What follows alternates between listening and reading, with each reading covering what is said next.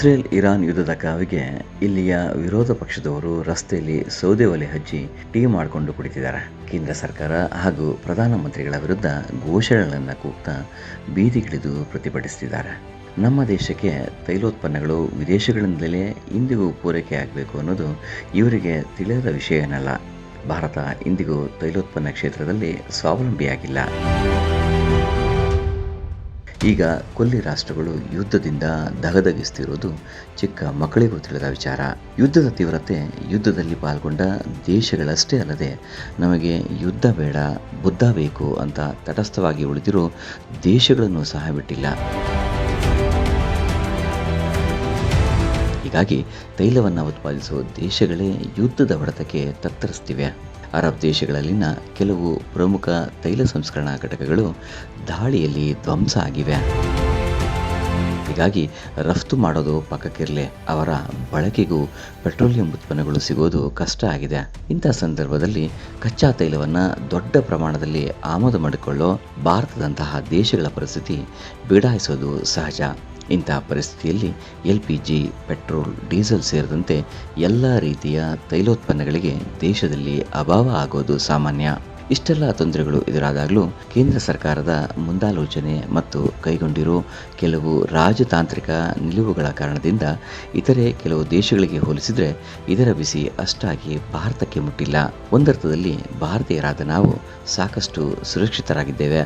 ಇಂಥ ಸಂದರ್ಭದಲ್ಲಿ ವಿರೋಧ ಪಕ್ಷದವರು ಕೇಂದ್ರ ಸರ್ಕಾರಕ್ಕೆ ನೈತಿಕ ಬೆಂಬಲ ನೀಡಬೇಕೇ ವಿನಃ ಜನಸಾಮಾನ್ಯರ ನಡುವೆ ಸುಳ್ಳು ಸುದ್ದಿಗಳನ್ನು ಹರಡುತ್ತಾ ಸರ್ಕಾರದ ವಿರುದ್ಧ ಜನರನ್ನು ಎತ್ತಿಕಟ್ಟೋ ಕೆಲಸ ಮಾಡೋದು ಸರಿಯಲ್ಲ.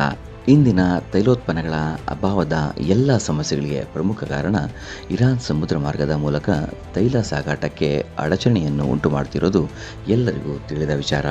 ತೈಲೋತ್ಪನ್ನಗಳನ್ನು ಹೊತ್ತು ಸಾಗೋ ಹೋರ್ಮುಜ್ ಜಲಸಂಧಿ ಬಂದ್ ಆಗಿದೆ. ಪ್ರಪಂಚದ 23% ತೈಲ ವ್ಯವಹಾರ ನಡೆಯೋ ಈ ಜಲಸಂಧಿ ಇರಾನ್ನ ಕಂಟ್ರೋಲ್ನಲ್ಲಿದೆ.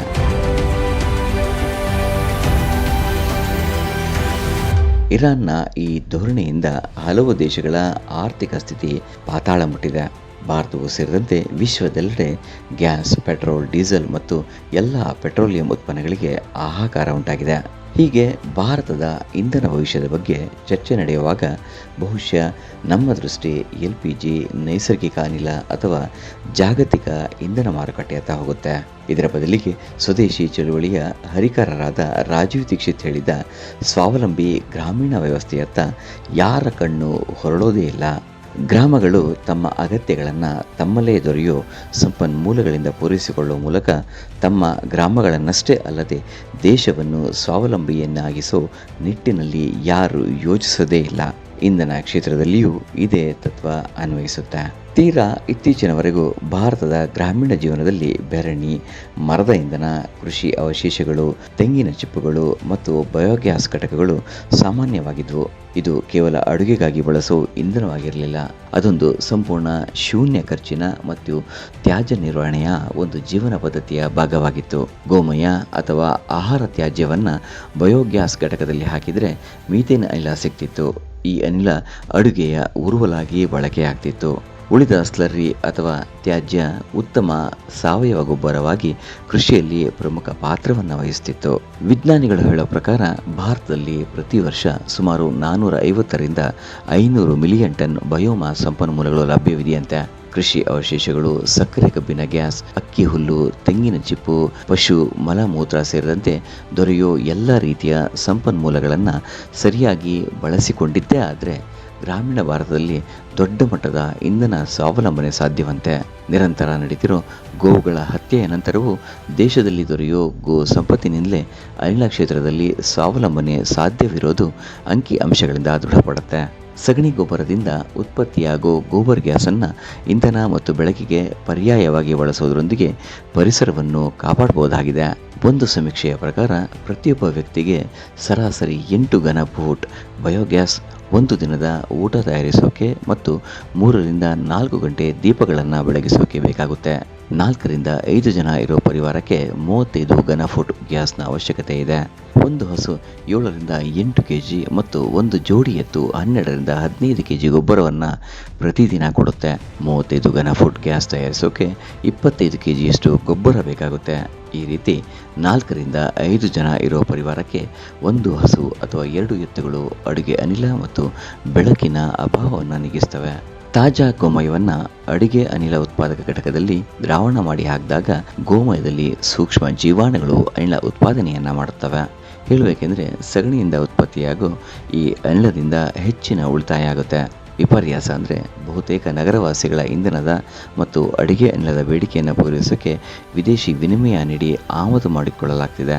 ನಮ್ಮಲ್ಲಿರೋ ಗೋ ಸಂಪತ್ತಿನಿಂದ ದೊರೆಯೋ ಸಗಣಿಯ ಕೆಲಭಾಗ ಪರಿಸರ ಹಾಗೂ ಇನ್ನಿತರೆ ಬಳಕೆಗಳಿಗೆ ಬಳಸಿ ಉಳಿದಿದ್ದನ್ನು ಅಡುಗೆ ಮತ್ತು ಇಂಧನಕ್ಕೆ ಪರ್ಯಾಯವಾಗಿ ಬಳಸಿದರೂ ಸಾಕು, ದೇಶದ ಬಹುಪಾಲು ಇಂಧನ ಮತ್ತು ಅಡುಗೆ ಅನಿಲದ ಬೇಡಿಕೆಯನ್ನು ಯಾವುದೇ ಖರ್ಚಿಲ್ಲದೆ ನೀಗಿಸಬಹುದಾಗಿದೆ.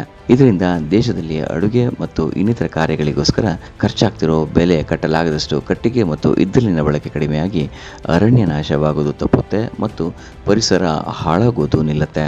ಮುಖ್ಯವಾಗಿ ಇಂಧನ ಮತ್ತು ಅಡುಗೆ ಅನಿಲದ ಆಮದು ಕಡಿಮೆಯಾಗಿ ದೇಶದ ಹಣ ದೇಶದಲ್ಲೇ ಉಳಿಯೋದ್ರಿಂದ ಬೇರೆ ರಚನಾತ್ಮಕ ಕಾರ್ಯಗಳನ್ನು ಮಾಡೋಕೆ ಸಹಾಯ ಆಗುತ್ತೆ. ಈ ರೀತಿ ಪ್ರತಿ ಪರಿವಾರ, ಪ್ರತಿ ಹಳ್ಳಿಯು ಇಂಧನದಿಂದ ಸ್ವಾವಲಂಬಿಯಾದರೆ ದೇಶವೇ ತೈಲ ಕ್ಷೇತ್ರದಲ್ಲಿ ಸ್ವಾವಲಂಬಿಯಾಗುತ್ತೆ. ಒಂದರ್ಥದಲ್ಲಿ ಭಾರತದ ಹೊಲ ಗದ್ದೆಗಳಲ್ಲಿ, ಪಶು ಸಂಪತ್ತಿನಲ್ಲಿ ಮತ್ತು ಕೃಷಿ ವ್ಯವಸ್ಥೆಯಲ್ಲಿ ಅಪಾರ ಪ್ರಮಾಣದ ಇಂಧನ ಸಂಪತ್ತು ಅಡಗಿದೆ. ಅದನ್ನು ಗುರುತಿಸಿ ಬಳಸೋದು ನಮ್ಮ ಮುಂದಿನ ಹೆಜ್ಜೆಯಾಗಬೇಕು. ನಮ್ಮದೇ ಭೂಮಿಯಲ್ಲಿ ಇರೋ ಸಂಪತ್ತನ್ನು ಅರಿತು ಬಳಸೋದೇ ನಿಜವಾದ ಸ್ವಾವಲಂಬನೆ.